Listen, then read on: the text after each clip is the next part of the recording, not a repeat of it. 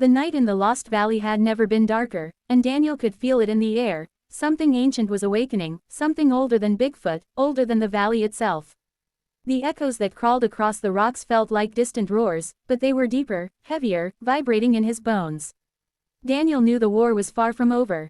Every step he took was a step into the heart of a story that had begun long before humans ever walked the earth.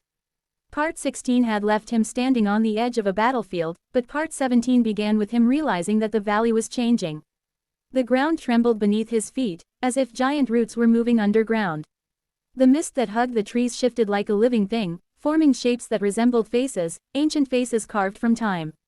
The breath of the valley was cold, too cold for a place that had once been a thriving jungle. Daniel shivered as a strange sound rose in the distance. Not a roar, not a cry, but something like a chorus of whispers.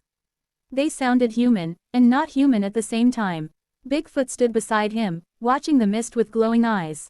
Daniel could feel the creature's tension, the way its muscles hardened, as if preparing for something it had feared all its life. Bigfoot raised its head, sniffed the air, then let out a deep rumble that shook the leaves. Daniel had seen Bigfoot angry before, he had seen it injured, desperate, even protective, but this was different. This was fear. The Ancient One, the creature Bigfoot's tribe had whispered about for generations in roars and grunts, was emerging from its centuries of slumber. The war that had started as a chase between man and monster had now become something far bigger, something connected to the origins of the valley itself. Daniel tightened his grip on the makeshift weapon he had built earlier, a sharpened bone tied to a broken metal rod. Against guns, it was useless. Against monsters, it was barely enough. Against the Ancient One, it felt like holding a straw against a storm. He moved slowly through the fog, with Bigfoot walking beside him like a silent guardian. The forest around them had transformed. Trees twisted in unnatural shapes, their branches curling like claws. The ground felt softer, as if the valley's soil had turned into something breathing, something alive.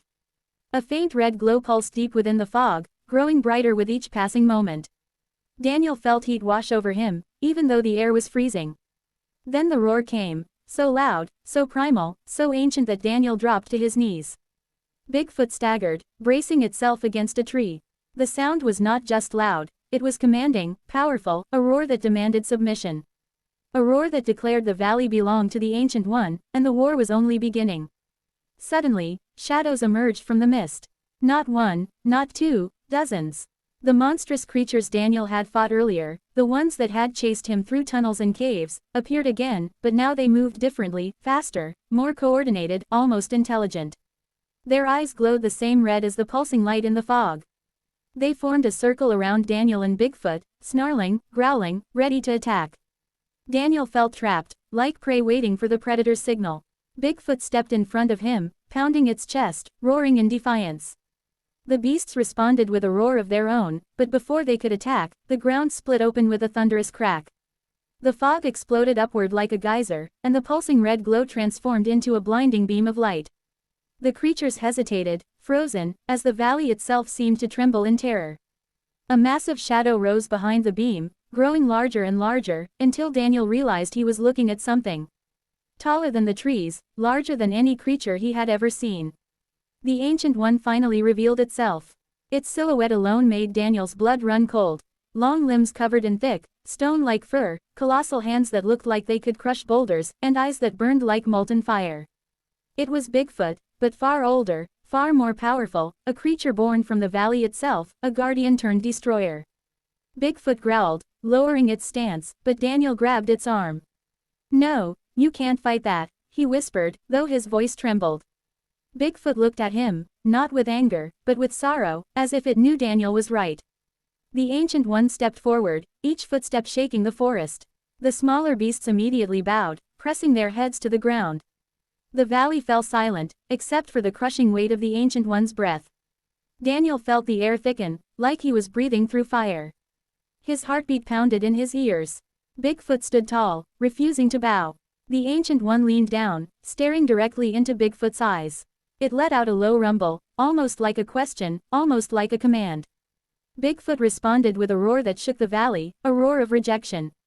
The Ancient One's eyes flared with fury. Before Daniel could move, the Ancient One swung its massive arm. The force of the shockwave threw Daniel through the air, slamming him into a rock. Pain exploded in his ribs, his vision blurred, and the world spun around him. But even through the pain, he could hear the clash of giants. Bigfoot charged, leaping onto the Ancient One with a roar. The two titans collided with earth-shattering force. Trees snapped like twigs, rocks shattered, and the ground cracked beneath them. The smaller beasts scattered, shrieking in panic. Daniel tried to stand, but the pain was too much. He crawled forward instead, forcing himself toward the battlefield. Bigfoot clawed at the Ancient One's face, dodging its massive fists, but the Ancient One was too powerful. With one strike, it hurled Bigfoot across the clearing. Daniel screamed, his voice drowned by the roar.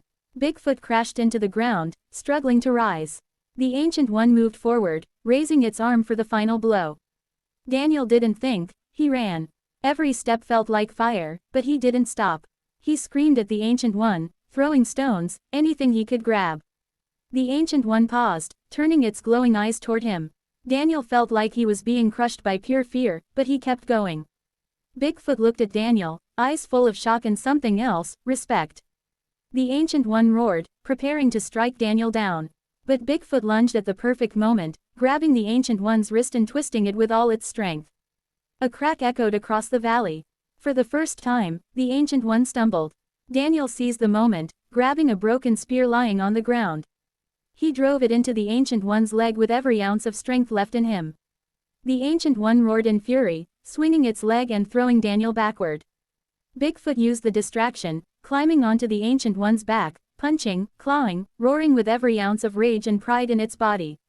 The valley trembled as the two giants continued their deadly battle. Daniel watched through blurry eyes as Bigfoot delivered one final, earth-shaking blow to the Ancient One's head. The Ancient One staggered, roared, and finally collapsed, shaking the entire valley as it fell.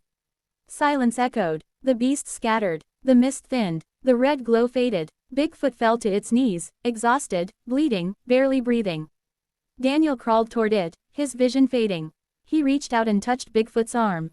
"It's over," he whispered. Bigfoot looked at him with tired eyes, letting out a low, soft rumble. But as Daniel glanced toward the fallen Ancient One, he saw something horrifying. The ground beneath it was glowing again. Cracks spread, and a deep rumble rose from below. The war was not over. It was only transforming into something far more dangerous. And Part 18 would reveal the truth the valley had been hiding all along.